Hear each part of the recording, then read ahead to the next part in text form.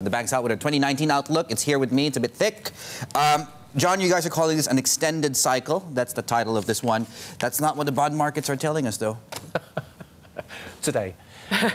We are essentially positioning clients for a late-stage cycle in both growth and business into 2019. At this particular phase of the cycle, risk assets tend to outperform. So we are still overweight equities. We are positive on energy and certain commodities.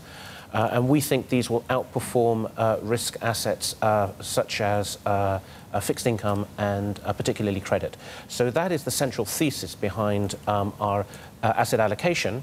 We anticipate growth to remain reasonably robust or moderating slightly in the United States, inflation to remain benign, China to remain resilient, and we continue to see some modest growth in Japan and the EU. But we just heard from the IMF this week saying that perhaps growth is decelerating faster than we initially thought. You have the U.S. economy now, tax cuts are fading, or the impact of that.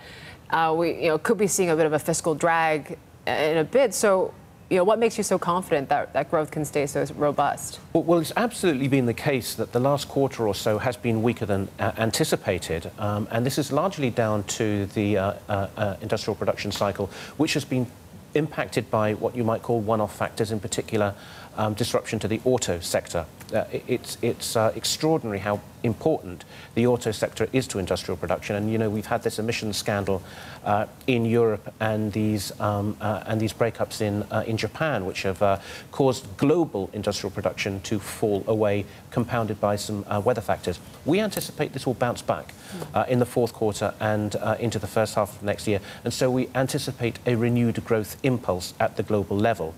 However, I do partly agree with the view that we will see a deceleration in the United States next year, but let's face it, when your second quarter is growing at 4.2% and your third quarter at 3.9%, you want to see some deceleration, otherwise you get some serious overheating problems. Our general consensus view is that inflation will moderate modestly alongside growth. You're very optimistic. I mean, let's have a look at this chart that we have, okay? This is looking at 2018. There's been nowhere to hide. That's what it's titled. Guys, just bring this up. This is looking at the best performers across US equities, global equities, treasuries, corporates, gold and real cash. This goes back to 1975. These are the returns. These are record lows for every asset class. You're absolutely right, Rish. But just to remind you, this is the Outlook 2019. Not 2000. He's already looking ahead. I'm asking you whether you're confident that this is not going to be repeated. That's the thing. Yes, I am confident, because if you look at that chart, you do see a degree of mean reversion over the last 10, 20 years. I mean, it's very unusual to see something close to 90 to 95% of benchmark risk assets posting negative returns. Yeah. It's hard to see, looking at your chart, that level of underperformance for the last 20, 30 years, and we do anticipate something of a rebound in equities.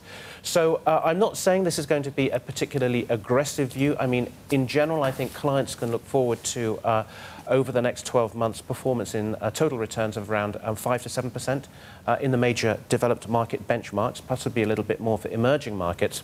But I don't anticipate anything close to the level of capitulation we saw into returns over the course of this year. Quickly, how much is your dollar view dovetailing into this?